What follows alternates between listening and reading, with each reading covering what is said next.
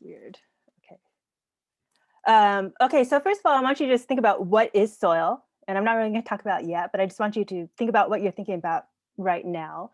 And maybe with the idea that, your idea of soil is going to change from, your initial thought about it to, later on. And then I want you to kind of take a look at these two pieces, these two squares of soil that were cut out of the ground. And there's one on the left and there's one on the right. And do you see any difference there? I mean, what do you see? If imagine, trying to pick up, some of that soil and like kind of squeezing it in your hand, what do you think you would feel? How do you think each would smell like? Think about what soil, might smell like.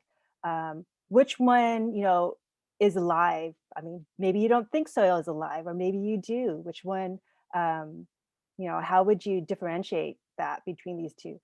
And ultimately, if you have a garden and you had to choose one of these soils, which one would you choose to grow your plants in? And that's all I'm going to say right now. But think about that. And then we'll kind of, talk about what I'm going to do is talk a little bit more about soil, really soil as a living factory. Again, my bias is on microorganisms, and really, if you think about soil, you can't forget about those microbes. And probably, a lot of people don't really think about the microorganisms, even though, now there's more and more discussion about microbiomes and all the microorganisms in the environment. But the USDA kind of has this, describes soil as this living factory. And if you think about soil, well, it turns out there are lots of macroscopic, microscopic organisms in that soil, and they have a lot of jobs. And a big job that they have is, decomposition and degrading, organic material, plant litter or other material that might be present. But they're also, involved in helping the growth of plants, which I'll tell you about. And there are a lot of them in the soil. So in a gram of soil, you have, between 100 million to a billion bacteria that are present. And so that's a lot. And so that's going to require food, water, shelter. All those organisms need to be supported. And so really, what is the soil? It's a habitat, it's an ecosystem supporting these organisms. And, how is that? How are those organisms being supported? Well, ultimately, it's going to be by plants that are being powered by sunlight, because all those microorganisms need carbon, and I'll get to that. But thinking about soil as kind of this living ecosystem, then you can also think about different management activities or things that are happening to the soil that have the potential to disrupt that ecosystem. And so if you think about agricultural practices, there's a lot of potential for a number of these practices, tilling the soil, fertilizers, pesticides, et cetera, having some impact on the dynamics in that ecosystem and potentially disrupting it. But on the other hand, you can also imagine that you could do things to the soil that could potentially make it better as well. So just things to keep in mind. So you think about compost. You guys are all here interested in compost, and so compost is important for organic matter and giving nutrients to the plants. So compost, that organic matter is important for giving, carbon to microbes as well. But I just want to mention another way that microbes might be getting carbon other than, as decomposed like plant litter. So it turns out, plants, they take that CO2 from the atmosphere, they use sun and they convert it into carbohydrates. Some of those carbohydrates are actually go down to the roots, and they're secreted by the roots as treats for bacteria and for microbes. And so the roots plants themselves are secreting carbohydrates that are attracting this microbial community to them. And so although you may have, a billion bacteria per gram of soil, if you look at the rhizosphere, which is this zone right around the root, you have even more, a higher concentration of these microbes. And so these bacteria and these fungi have co-evolved with plants, and they're not just hanging out getting food, but they also oftentimes are having a benefit for the plants themselves. And so they might be promoting plant growth itself, and they might be inhibiting pathogens. And many of these organisms have a very intimate association with plant roots. They might even grow inside the plant roots themselves. And so bacteria, there are billions of bacteria. Their primary job is decomposition of organic matter. but they're important for nutrient cycling. All the nutrients that are cycling in the environment are bacteria play a huge role in that. And by converting nutrients, these elements to different forms, oftentimes those forms might be more readily attainable by plants, and so they're super important for that. There's some, microbes that are many microbes are mutualists, so they might be helping plants grow. Kind of the most famous or well-known group of bacteria, rhizobia, which take atmospheric nitrogen and convert it to a form that plants can use. So for instance, on the bottom left are these root nodules on a legume where the bacteria are housed. And so these plants don't need nitrogen fertilizer because they can just get it from these bacteria. Some of these mutualists might produce plant hormones that cause the plant to grow more. They might be promoting the growth of other types of microbes that might benefit the plants. And sometimes they can suppress pathogens either by outcompeting them or by directly producing compounds that might be inhibiting those pathogens. So since I'm, kind of microbe centric, and I like to add these two images I like to show in my class because I think it's really dramatic in terms of showing how microbes can promote plant growth. So on the left, top left, you'll see a radish.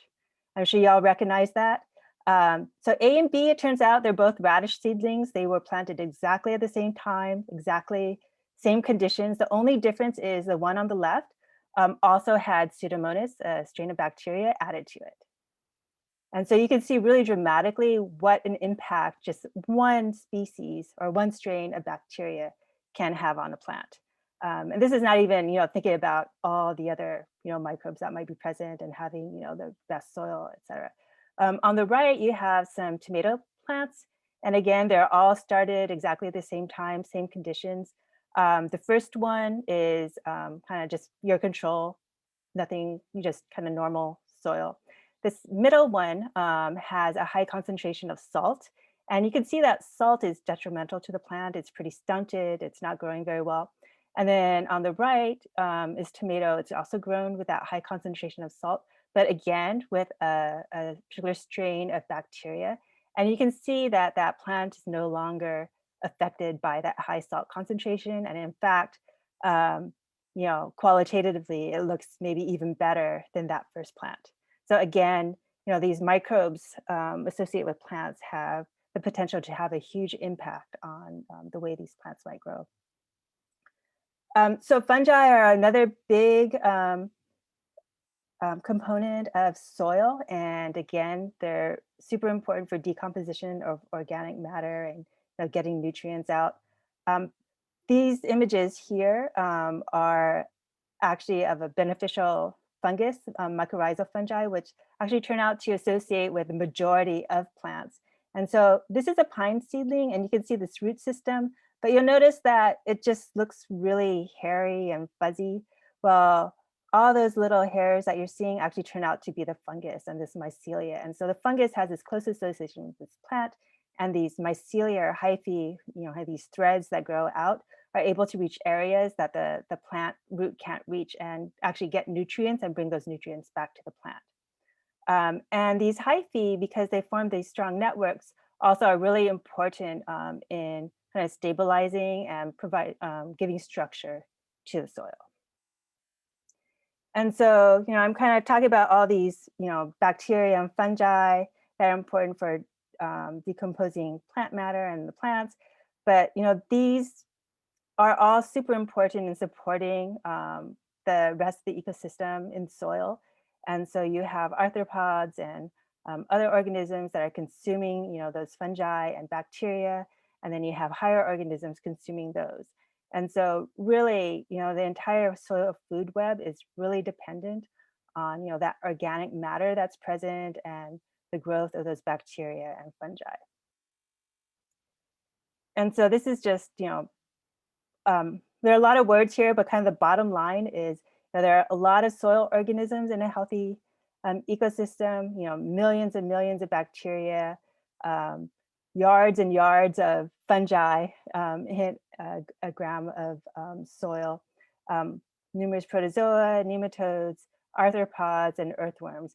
But again, it all comes down to having bacteria and fungi in the soil to support all these different communities. And if you were to look closely at this table, it's agricultural soils, prairie soils, and forest soils. What you might notice is that the prairie soils and the forest soils always, for the most part, have more of many of these organisms than agricultural soils. And so you can kind of think about why that might be the case. And so this kind of leads us to thinking about what soil health is. So people use the term health kind of deliberately because health implies that you could make a change to better it or to improve it or to its detriment. In contrast to saying soil quality, which is just a very, very quantitative kind of number. And so USDA would say, kind of define soil health as the continued capacity of the soil to function as a vital living ecosystem that sustains plants, animals, and humans with these, five major functions, which is nutrient cycling, which is, microbes, of course, are very important in that, the habitat for biodiversity, which we talked about, water processes, so basically infiltration and availability of water. Microbes play some role in that, but also we'll talk more about what in the soil helps with that. Filtering and buffering, and so basically filtering water and removing contaminants, and stability and support, so the ability to support the growth of the plant, but also having kind of a porous structure of soil that will allow water flow. And so soil organic matter is critical for soil health. And so this organic matter kind of in the natural setting would be maybe the leaf litter that accumulates and the plants kind of going back and being decomposed and going back into the environment. But of course, in your garden setting, that leaf litter doesn't necessarily get that opportunity to decompose. So just talking a little bit more about soil organic matter. Well, organic matter basically just refers to anything that's alive. And then, organic material is anything that's alive. Organic matter is basically organic material that is starting to be broken down by microorganisms. And so, in the environment, in the forest, there might be leaf litter. In the garden, we harvest our lettuce. We, harvest, the plants don't necessarily have a chance to decompose. So you need to kind of put that organic material back. And so this is where composting would be important. And so you can imagine, basically you composting, you'll hear more about it, is a way to kind of speed up that process, but then basically a way to return that organic matter into the soil. And so if you just in general think about soil organic matter, it's really only about 2 to 10% of a soil, depending on kind of the habitat.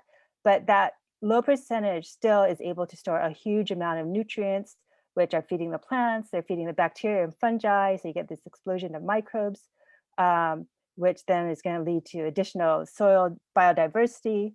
Soil organic matter is important for soil structure.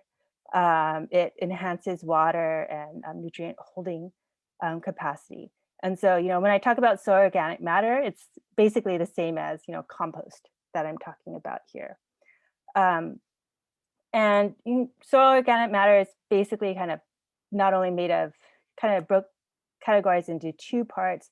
The particulate organic matter, which is kind of partially decomposed. It's a reservoir of nutrients for plants and microbes.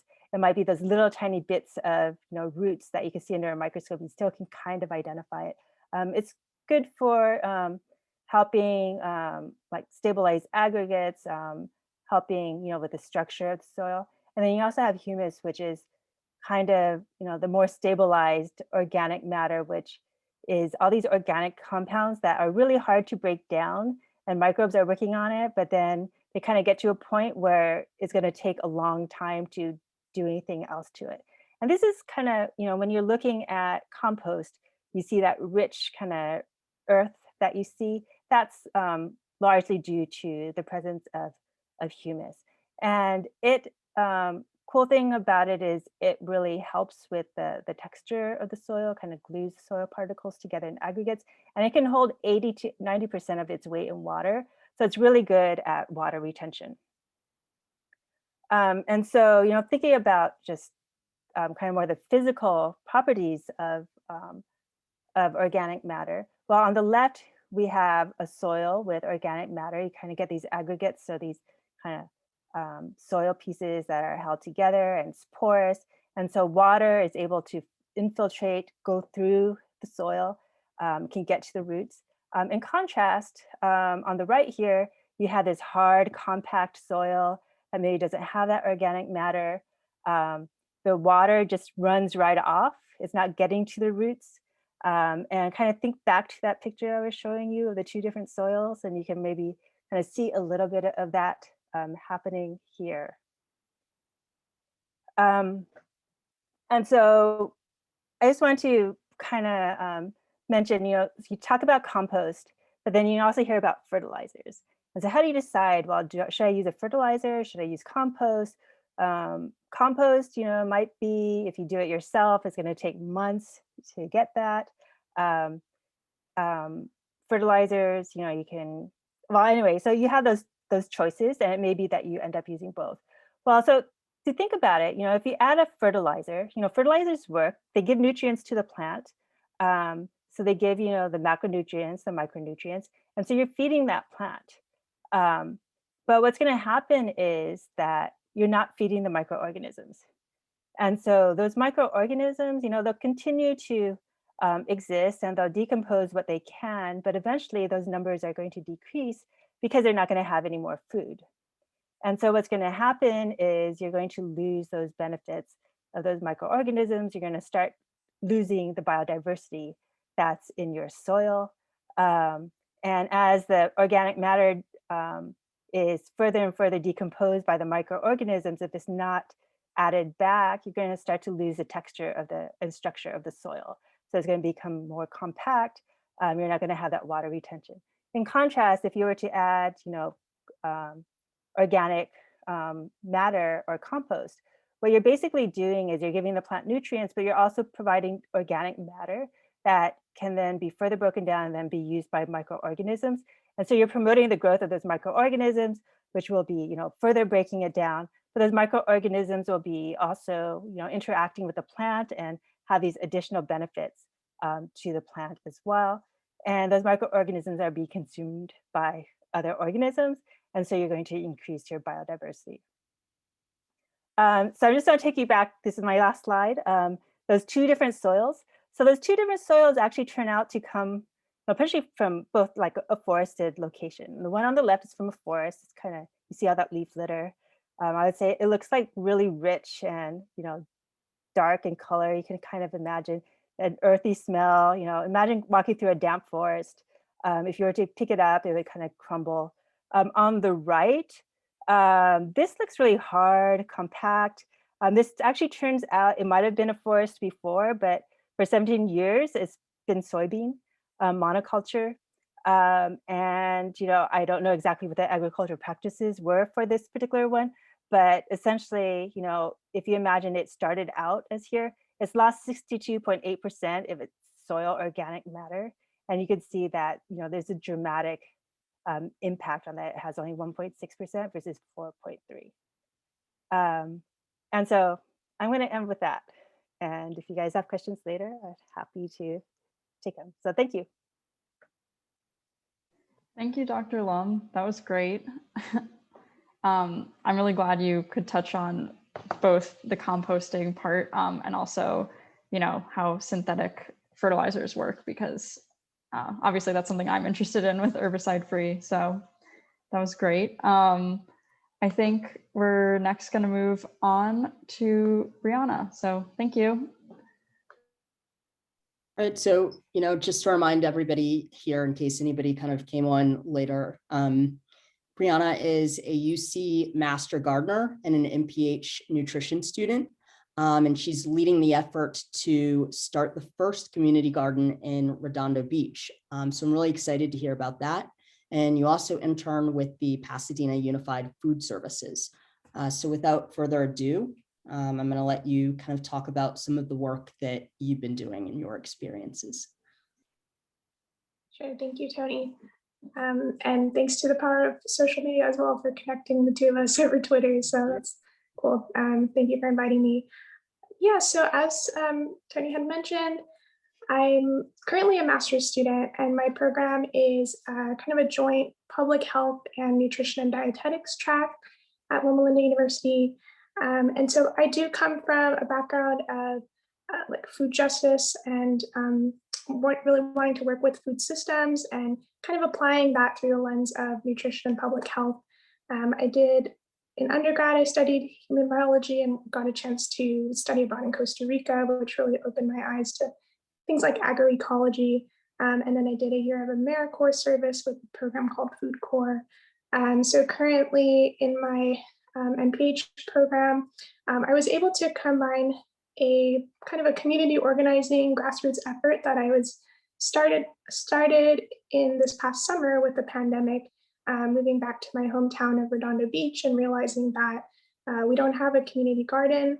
And even though our community might be generally like more affluent or middle class, people are very disconnected with the environment. And there's really not much opportunity for kids and families to learn about things like composting and how to grow food and to learn from elders and things like that.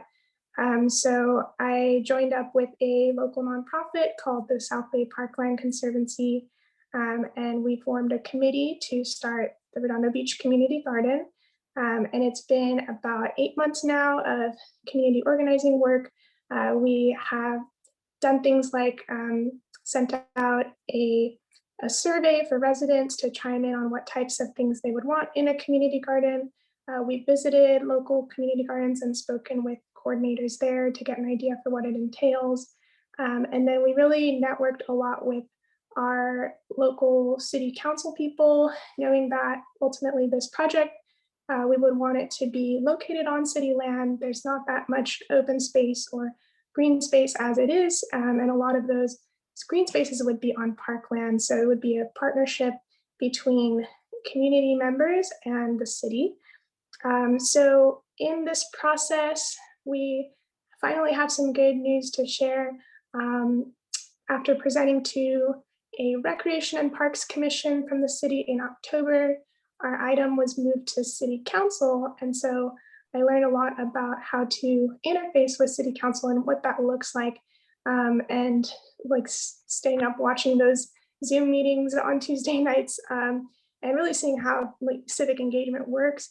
So we did present in March on our full vision with slides with the 29-page packet, including like a budget and everything else. There was some politics that kind of got in the middle of our project, which was unfortunate, just kind of inherent with, I guess, city politics and how that works.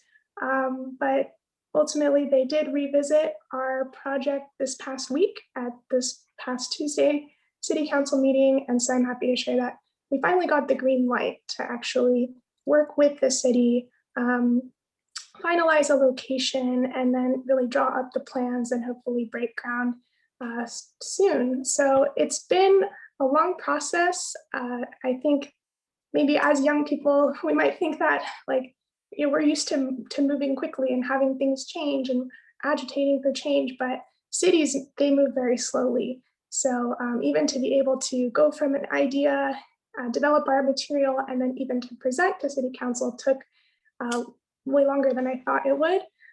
But we're just hoping to really see this through now, work with all of the volunteers and community members who have come forth who are very interested in getting this off the ground.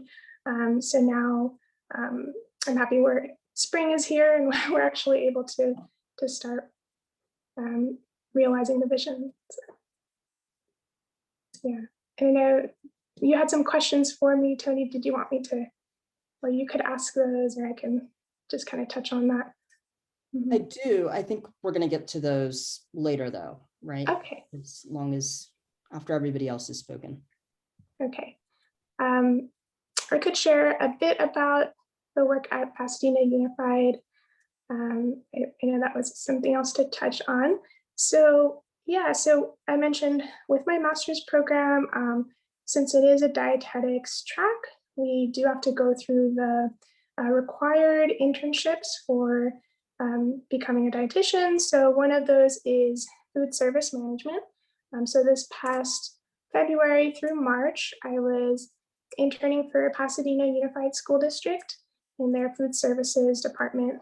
And so just kind of supporting the work that they were doing, which is right now during the pandemic, for the past year, they have been preparing grab-and-go meals for families to take at the curbside. And so that's been something that's been an essential service that's been going on consistently. And I came in and I was helping support a lot of the reopening plans for when schools would come back. But then another project that I took under my belt was helping formulate some of the initial plans for the school district to begin organic waste sorting at the schools. And kind of, so I put together some recommendations and then was able to start kind of the first task force meeting among my supervisors at food services, but also a local community member who had started up a composting program at a private school, and then the school garden coordinator, master gardener who teaches garden education at Pasadena Unified. And so what this project actually is it's a mandate from the state of California called SB 1383, which requires all jurisdictions, which would include cities, hospitals, and schools, to actually comply with sorting their organic waste. And this was a bill that came forth, and the actually initial deadline for complying will be this coming January of 2022. So it doesn't give that much time for schools and jurisdictions to prepare. So from what I've seen, it's kind of scrambling, getting together. And also, as you would imagine, schools where there's limited funding and resources available for something like this. And then they also have a long list of priorities that would probably come ahead of something like composting. So the upsides are that it is pushing the needle forward and pushing the schools to begin looking into composting, or at least sorting their waste and having it be hauled to an organics waste facility. But then the downsides is that there is no funding in place. So it will take a lot of coordination on the ground between schools, staff, like custodial staff, food service staff, and then of course, education of students. So I think this type of opportunity, it may be open for a lot of community members who might be interested to work alongside schools to help them build these types of programs and help them comply. And I've heard of some nonprofits also beginning to help support schools in this area. So I hope that there might be a lot of creativity on school-wide levels to make this happen. But as I mentioned, it will come with its challenges, but it is a good step forward.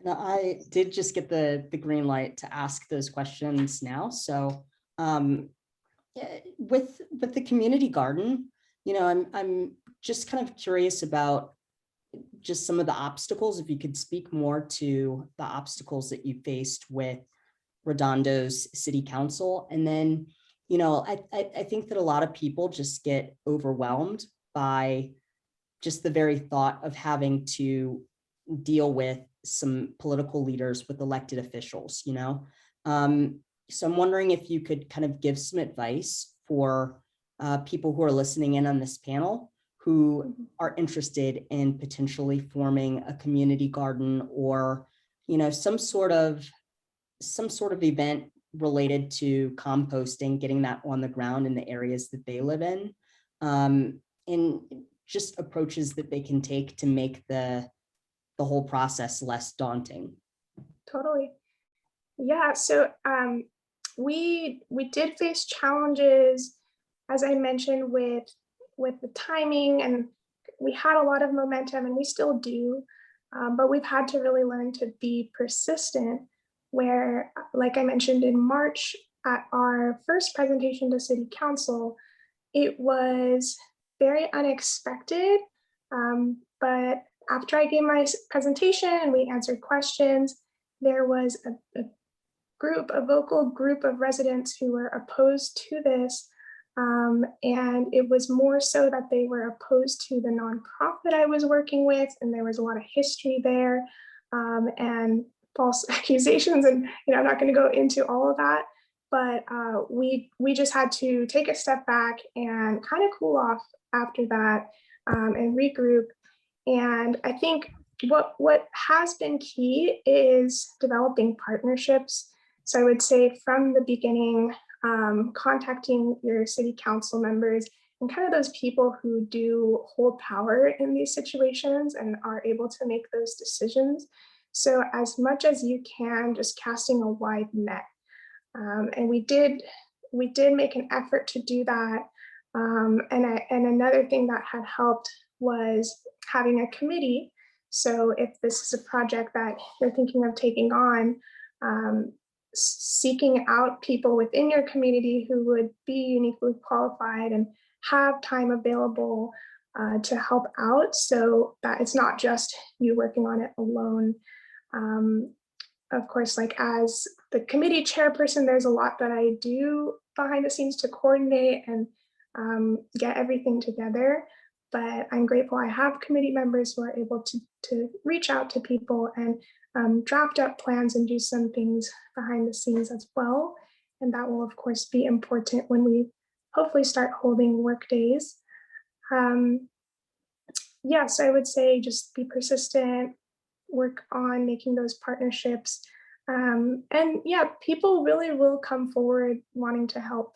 So that's been a really neat thing, is becoming more of kind of a leader in my community. I would say it's been really cool to connect with others and know that there is going to be a lot of support for something like this in any community. So. And then one other question before we move on to Jamie's talk. Somebody from the audience was just curious if there have been any issues that the pandemic has brought on with regard to the community garden. Right. I think on the one hand, the pandemic had really highlighted the importance of something like a community garden to have as this place where people can grow food. Of course, we've seen issues with like food insecurity and lack of food access with the pandemic. And one of the big inspirations for this community garden was a neighborhood garden that was started just down the street from where I live. And I got to know them. They became good friends of mine. But they grew on a parkway of land amazing zucchini and corn and tomatoes, and it was just so abundant over this past summer. I think something like that really draws people in. And so there was that need of like, we'd go walking a lot more during the pandemic. And so you walk and you see that, and then it really shows what can be done. Maybe some issues we have run into with thinking about engaging volunteers. We're not quite sure right now what that might look like when we do have work days, and probably we'll have to think creatively about some scheduling and just having a few families come out and help at a time. So yeah, other than that, I mean, yeah, maybe not being able to meet in person as a committee and just having those Zoom meetings, which sometimes don't exactly facilitate like the clearest communication, but yeah, so just some of those issues that we encountered. Thank you. Thank you. Cool. Thank you, Brianna. I love hearing about how to start a community garden because we need more of those. Cool. So I'm going to move on and introduce our next speaker, our guest that we've brought on for the panel. Jamie Williams leads sustainability and also is the co-founder of Compostable LA. which is a compost bi-weekly and weekly pickup service in LA. So Jamie has a background in UX design, anthropology, urban gardening, and even was working as a senior management position, helping launch Tasty's BuzzFeed most profitable product. So Jamie is committed to holistic, inclusive approaches to environmental challenges, and recently completed a certification in Harvard's The Health Effects of Climate Change, and attended a training called Coaching Address the Impacts of White Supremacy and Anti-Blackness, hosted by Healing Justice Liberation. So in Jamie's role as sustainability officer, she advocates for activating the company's core commitment to helping close the food system loop through community-led composting, policy advancement, and community operational excellence. So I am so interested in sort of like how you and Monique, the co-founder, started Compostable LA, and how you went from UX design, Tasty BuzzFeed, into now starting a compost organization in LA. Yeah, no problem. Thank you for that nice long introduction. I almost want to tell everybody to go home now. That's all we needed to talk about. No, actually, in all fairness, I'm going to give all the credit to starting this like massive, crazy endeavor to Monique, because she's sort of the initiator. I just happened to intersect with her at the perfect time, which was, I think it was 2019. Like 2020 is the last year. So I'm like, it was last year, but I'm like, no, it was the year before that. I'm one of those people just follows my curiosity. And so I've zigzagged quite a bit, and I've learned a lot about a lot of different things. And from that, I think all these things have sort of like naturally linked together for me. You know, like I see the through line between when I was doing anthropology, I worked very briefly as an archaeologist. I worked at Monticello, which is, if I don't know, if people don't know, that's Thomas Jefferson's, like one of his houses. I worked out on a slave quarter for a while, which was really interesting. I taught for a while, and then I decided I was going to go to film school. I went to film school. I ended up stumbling into some people in this company called BuzzFeed. Nobody knew what it was, neither did I. And we like kind of grew things. And like, if anybody's ever seen Tasty, that was just one of the things that came from that. So I've always weirdly been surrounded by either soil, dirt, or food. Which kind of makes sense. I mean, I ended up deciding that I had had enough of video. It was a lot of energy, and I didn't want to keep doing that as I got older. So I decided I wanted to pursue design, and I do UX design, which is user experience design. And I started thinking a lot about the earth and the planet again. I kind of returned to that place, and I had a lot of free time on the weekends and decided I was going to go to this little farm up in the valley called Cottonwood. And I would volunteer on the weekends for like months at a time composting. I didn't even know what I was doing. I didn't know what composting was.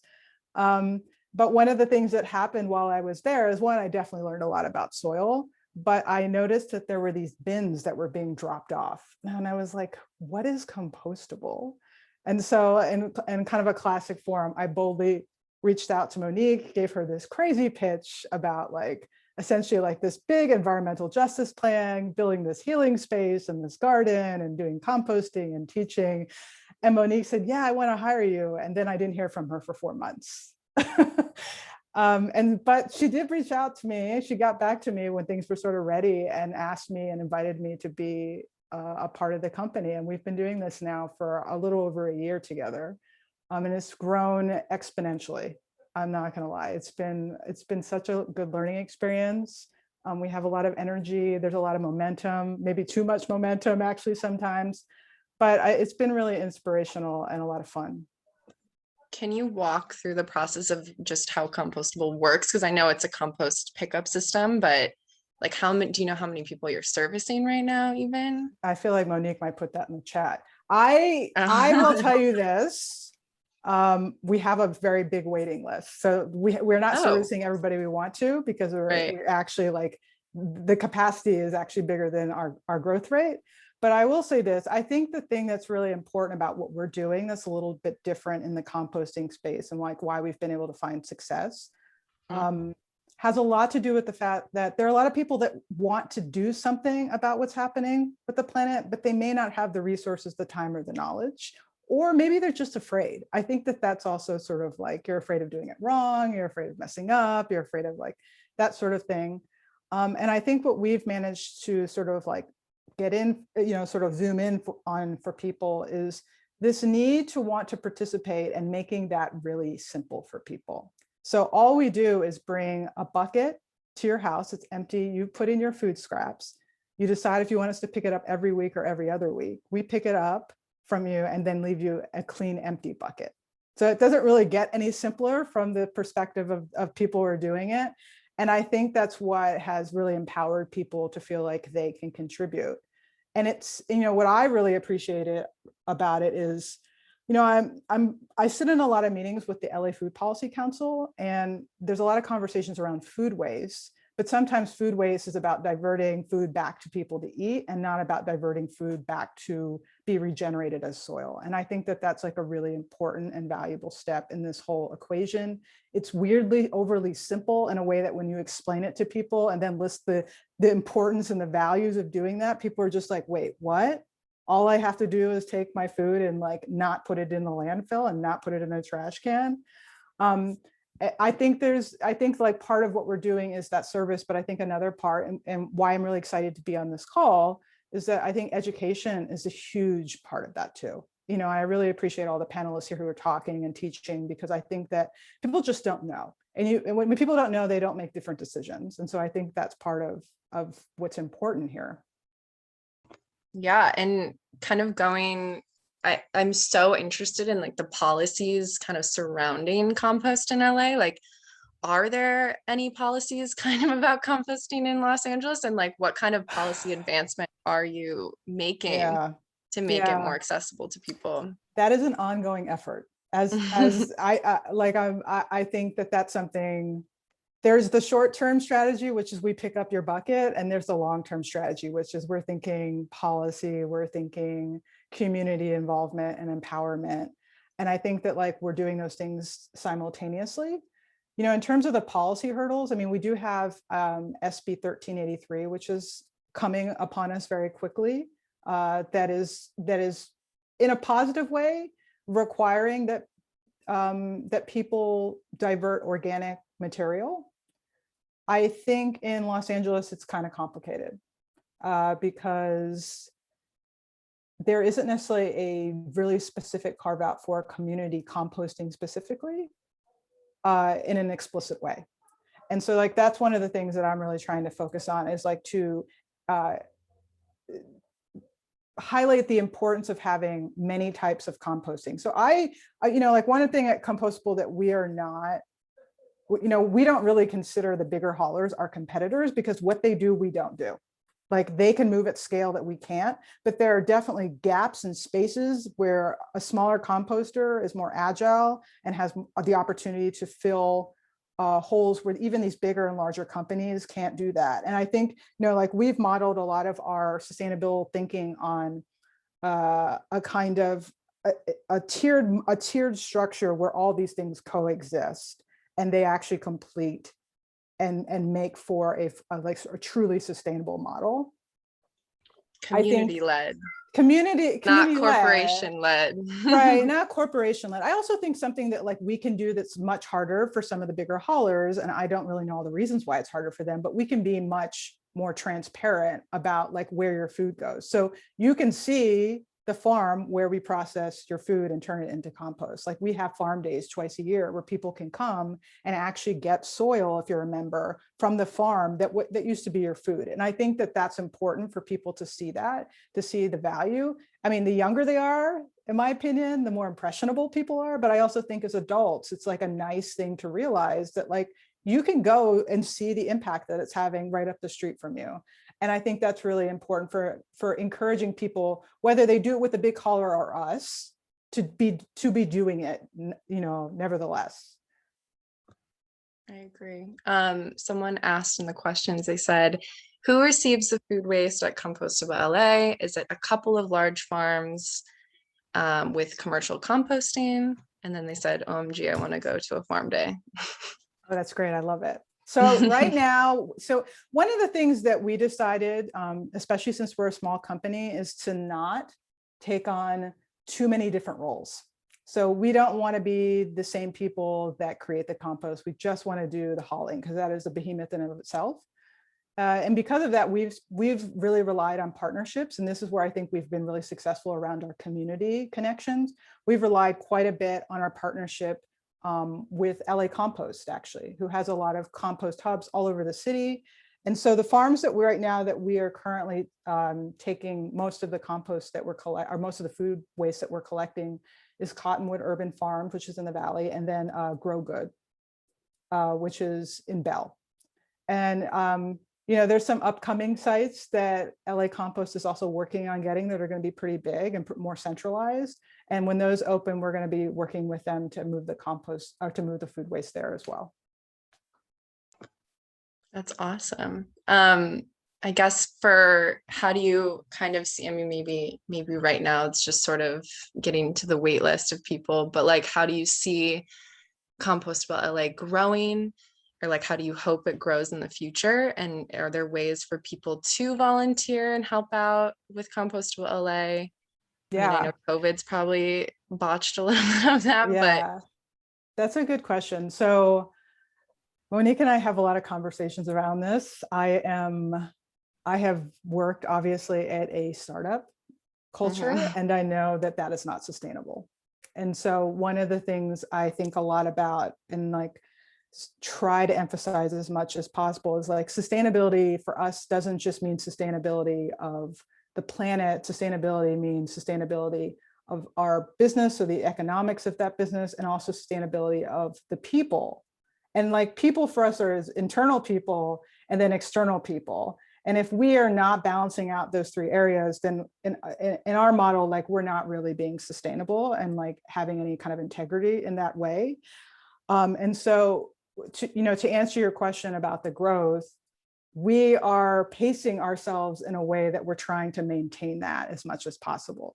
So like we have this list, which we think is great, but if it means breaking ourselves to get to that, then to us, that's not really sustainable as a long-term goal. It's like we can build the infrastructure and make sure the infrastructure is in place that we need to get to the next place, so that when we do service people who are on our wait list, the quality and the experience are equal to what we would give if we had just started.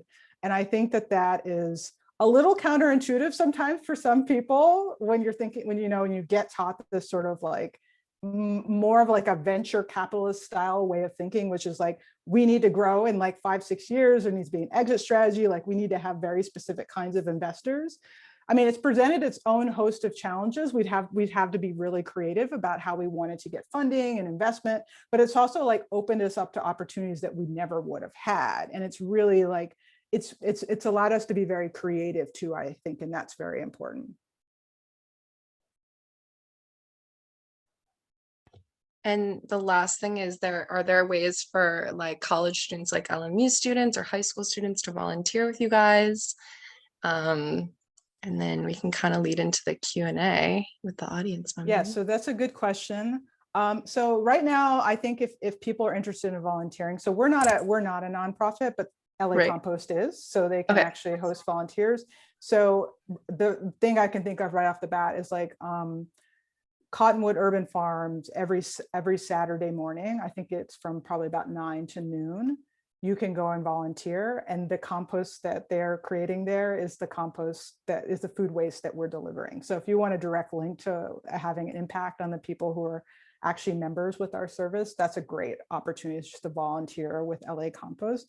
We're actively working on other projects, like we're currently trying to figure out ways that we can expand into communities that are not historically represented in a lot of environmental conversations. So we're like currently in talks with folks and farms that are in like South LA and maybe in East LA.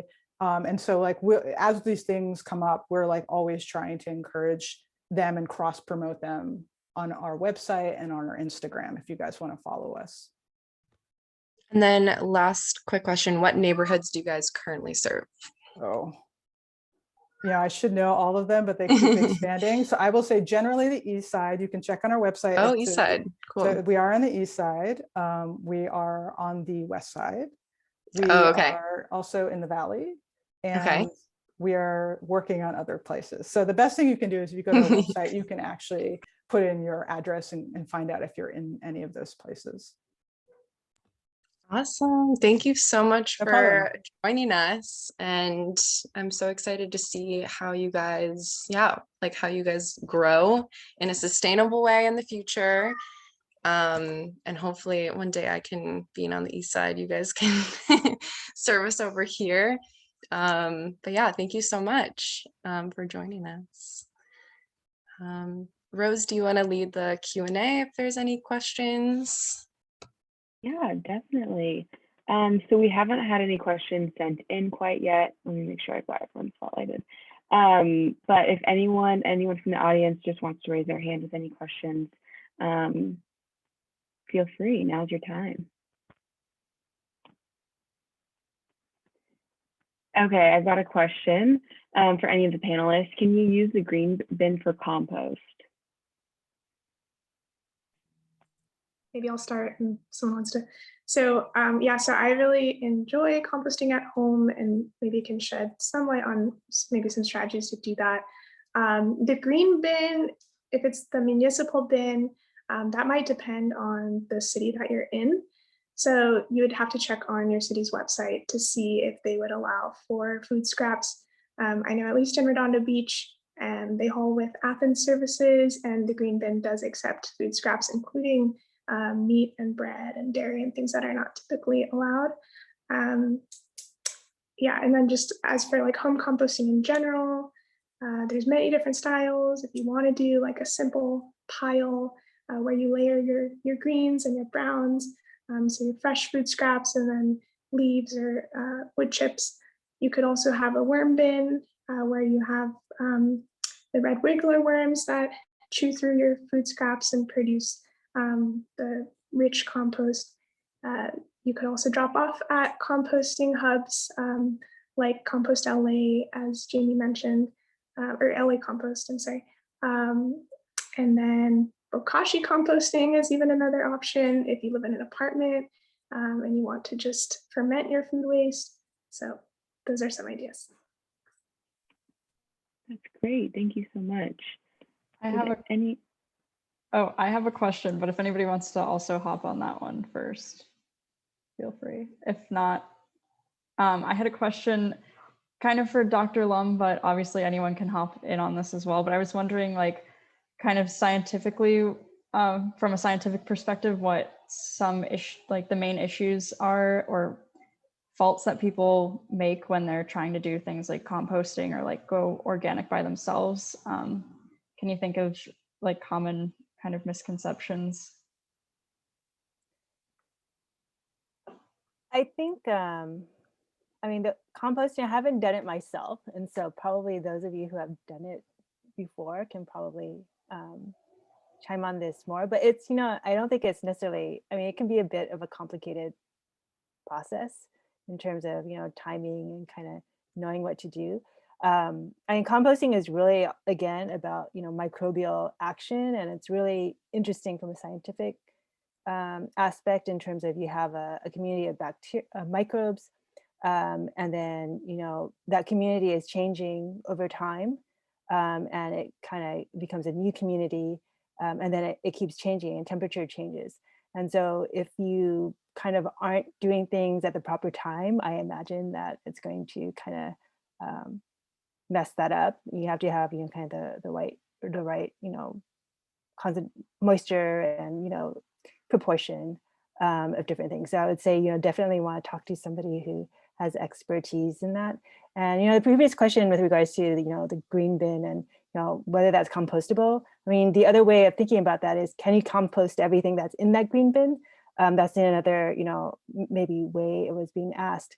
And so, it kind of depends, some things are, compostable, and some things are, like if it's cutting down a tree, well, those things need to be degraded. I mean, it's very hard to degrade that. It's mostly bark is going to be lignin and cellulose, which is, that really hard to decompose type stuff. So, leaf litter and, grass clippings are pretty straightforward. As far as, organic farming, you know, there are a lot of things out there. And I think, again, it's, you know, finding somebody that has expertise and kind of following what that is, rather than just, you know, saying, oh, this is organic and therefore it must be good. Because even if you think about like herbicides and, you know, pesticides and things like that, you know, some things might be considered organic, like neem oil or something like that. But that, just because it's organic, it doesn't mean it might not have an impact on, like, depending on what you're doing it for, on the microbial community, and therefore it's still having an impact. Because any type of chemical that you're adding into the soil is going to have an impact. It's just that, you know, some have greater impacts than others.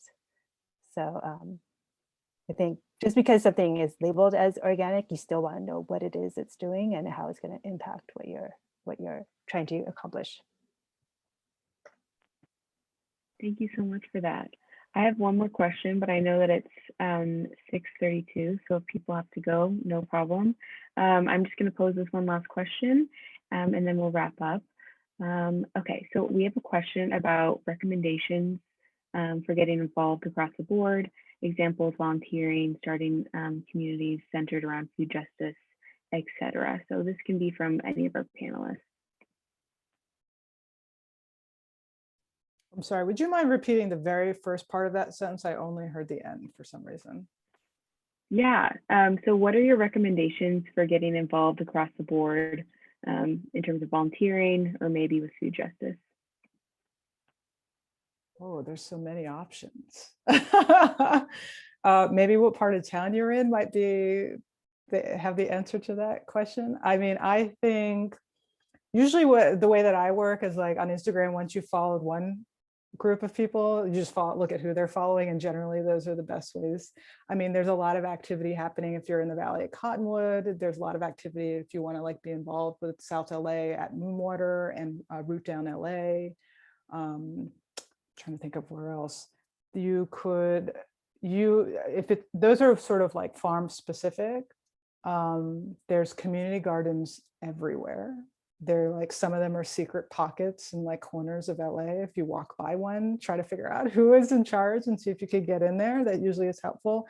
If you're interested in school specific stuff, there's an organization called Enrich LA, which is basically works to create gardens and schools in East Los Angeles. I'm trying to think of what else. There's so many. Yeah, LA Food Policy Council is a good one if you're interested in policy at all. There's a lot of working groups that are working on all kinds of different things. We're not quite there yet, but the California Alliance of Community Composters, we just started an LA chapter. And so hopefully we'll be able to set up some sort of like volunteering opportunities. And we have a bunch of different organizations that are participating in that, and they'll be across the city. So that'll be helpful. LA Compost is very reliable. You could just sign up. They have all kinds of events. That's awesome. Thank you so much. Sean, did you have something to add really quickly? Go ahead. I did, yeah. Sorry, I don't want to take up too much of your time, but first off, I just wanted to thank all the panelists for coming out. This was absolutely awesome. But with Herbicide Free-LMU on campus, we did create a little garden in the backyard. And so we've been having some issues with the growing side of it a little bit. But so I had a question for Dr. Lum. There are tons of insects in the garden bed right now. And so you talked a lot about microorganisms with composting. And I was wondering, are those insects like ants, like, this is definitely not the term for it, but I call them roly-polies. So they're crawling all over the garden. So are those like detrimental? Do you think like those are maybe eating the plants, or are those positive for soil health, like those microorganisms you talked about? Well, I mean, the fact that you're seeing anything, I mean, seeing those higher organisms is a good thing, because it means that your soil is attracting them. And so that means that you likely have good things that are going on in your soil. But obviously, there are, detrimental microorganisms, and there are, detrimental arthropods and, insects as well.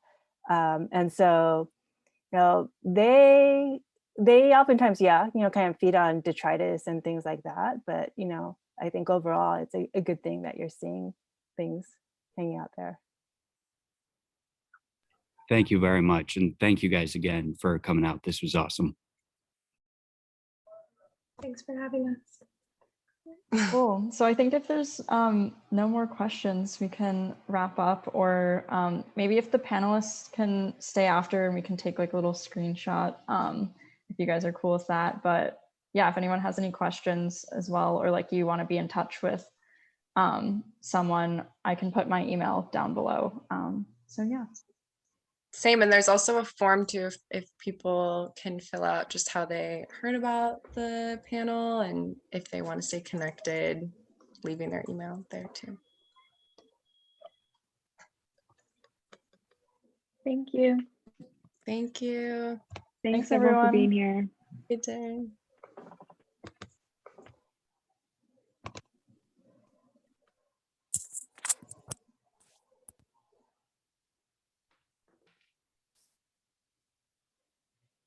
Well, thank you guys all for speaking today. It was really great to hear all the different perspectives. It was incredible. But you I just want to think get like a quick shot of the. is that okay with everyone? That way we can just we'll send it out along with. I can take it. Okay, I'll just count to 3.